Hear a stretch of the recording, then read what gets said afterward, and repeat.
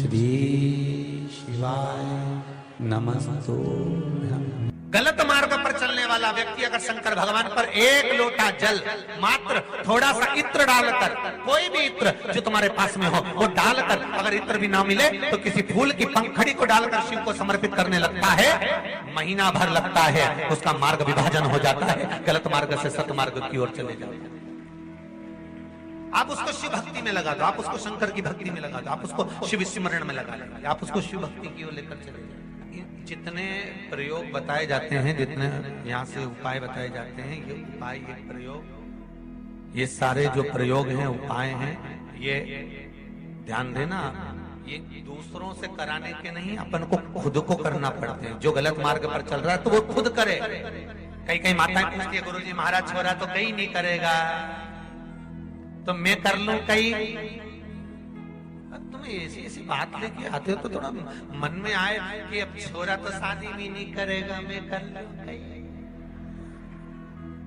कहना चाहेंगे आप लोग अगर इस में किए होंगे, जब बहुत शरीर में ताप पड़ रहा हो, बहुत बुखार आ रहा हो, डॉक्टर अपना काम करे वो डॉक्टर का काम है, दवाई देना डॉक्टर का काम है, वो दवाई भी देगा, औषधि भी देगा, डॉक्टर को भी दिखागा। और डॉक्टर को दिखाते दिखाते साथ में जब शरीर में बहुत तेज बुखार आ रहा हो, ताप पड़ रहा हो, तो कोई वस्त्र गीला कर जब उसके सिर पर लगाया जाता है तो श्री शिवाय नमस्तुभ्यं इस मंत्र का जाप करते रहे, औषधि का कार्य।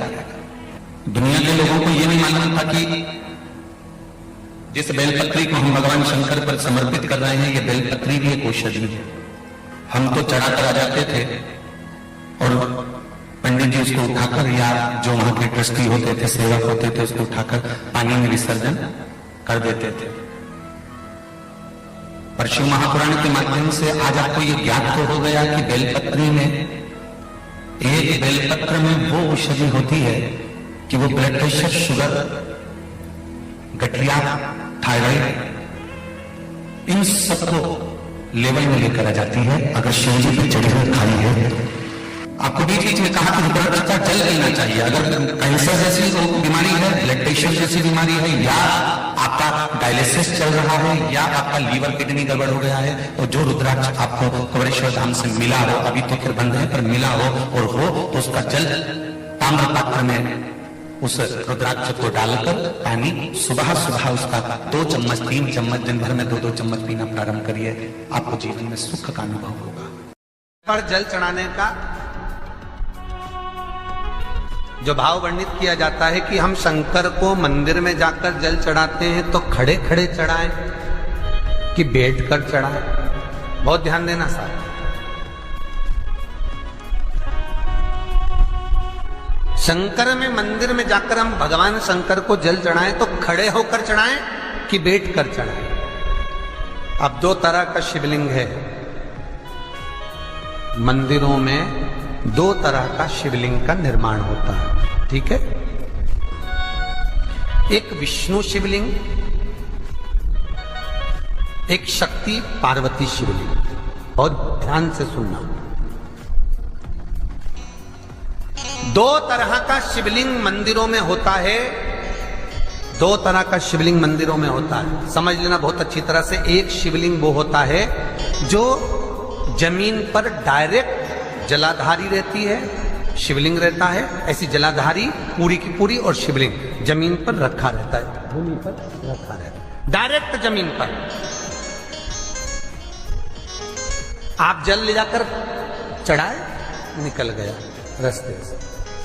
एक शिवलिंग जो जमीन पर डायरेक्ट शंकर भगवान की जलाधारी और शिवलिंग रखा रहता है, वो शक्ति शिवलिंग कहलाता है।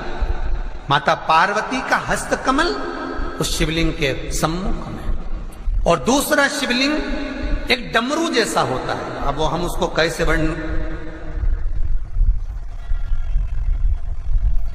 एक डमरू शिवलिंग होता है, ऐसा उसका स्टैंड होता है, ऐसा स्टैंड होता है, नीचे शिवलिंग रखने की जगह होती, फिर ऐसा होता है, फिर उसके ऊपर इस तरह शिवलिंग रखा होता है। देख, दर्शन करें आप लोगों ने। अब फिर इसके ऊपर शंकर भगवान का शिवलिंग रखा होता है, ठीक है। इस तरह का जो शिवलिंग होता है, एक डायरेक्ट नीचे रखा हुआ शिवलिंग और एक भगवान जो नीचे डमरू जैसी आकृति होती है, इस पे जो डमरू जैसा जो भाग बना होता है, ये भगवान विष्णु का हस्तकमल है और ऊपर का जो भाग है वो भगवान ब्रह्मा का हस्तकमल है। इसको विष्णु शिवलिंग कहते हैं।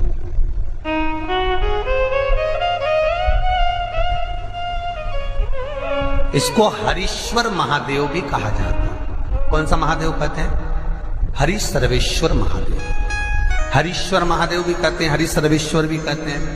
तो डमरू जैसा जो शिवलिंग का निर्माण हुआ है मंदिर में, अगर शिवलिंग ऊंचा है, शिवलिंग थोड़ी सी हाइट पर है, ऊंचाई पर है, और डमरू जैसा भाग फिर उसके ऊपर जलाधारी के बाद शिवलिंग निर्माण किया गया है, तो वो विष्णु शिवलिंग कहलाएगा, वो हरीश्वर शिवलिंग कहलाएगा, वो हरि वंश शिवलिंग कहलाएगा, हरीश्वर कहलाएगा।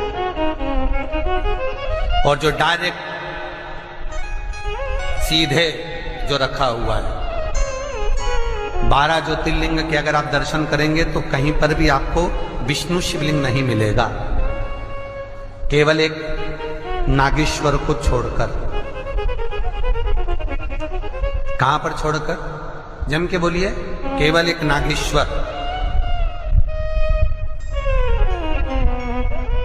नागेश्वर को छोड़कर बाकी के जितने 12 ज्योतिर्लिंग में शिवलिंग के दर्शन करोगे सब शक्ति शिवलिंग मिलेंगे, सब जमीन पर।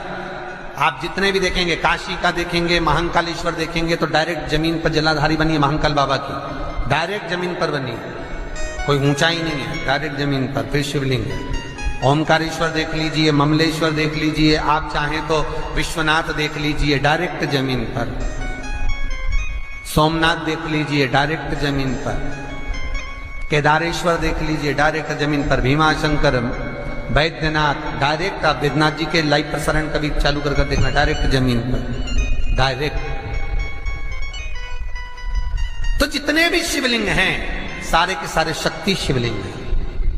जो डमरू के भाग पर रखा हुआ है वो हरीश्वर शिवलिंग, विष्णु के हस्तकमल पर जो रखा है, तो शास्त्र कहता है आप शक्ति शिवलिंग का जब जब अभिषेक करें, बहुत ध्यान रखना अपनी जिंदगी में इस प्रसंग को, जो शक्ति शिवलिंग हो उस पर जब भी जल चढ़ाना तो बैठकर चढ़ाना,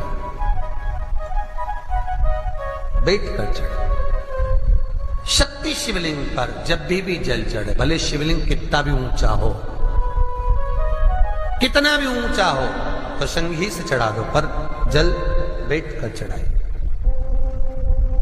भले शिवलिंग ऊपर है, पूरा तरह से हाथ नहीं पहुंचा, जैसे सोमनाथ जी में अब शिवलिंग कितना बड़ा है, महाकालेश्वर का शिवलिंग कितना बड़ा है, तो उसको तो बैठकर स्नान नहीं करा सकते। भले शिवलिंग कितना भी ऊंचा हो, पर अगर भूमि टच है, शिवलिंग अगर भूमि टच है, शक्ति शिवलिंग है, तो भले आधा शिवलिंग नहाए, आधे पर पानी जाए, पर बैठकर ही स्नान कराया जाता है।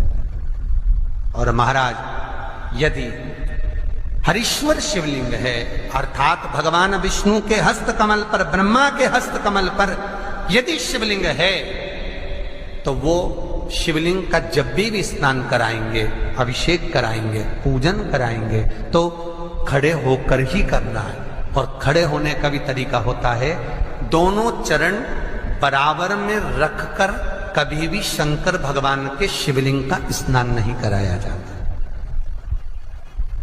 महाराज, दोनों चरण बराबर रखकर, अगर हरीश्वर शिवलिंग है, किसी मंदिर में शंकर को जल चढ़ाने के लिए आप गए हो और शंकर को जल चढ़ा रहे हो, तो हरीश्वर अगर शिवलिंग है तो दोनों पांव बराबर रखकर नहीं, एक सीधा चरण थोड़ा सा आगे रखिए और उल्टा चरण थोड़ा सा पीछे रखकर भगवान शंकर का जलाभिषेक करने पर लक्ष्मी जैसे अपने चरण रहते हैं, भगवान शंकर उसी तरह से लक्ष्मी को दौड़ाते हुए अपने घर में प्रवेश करा।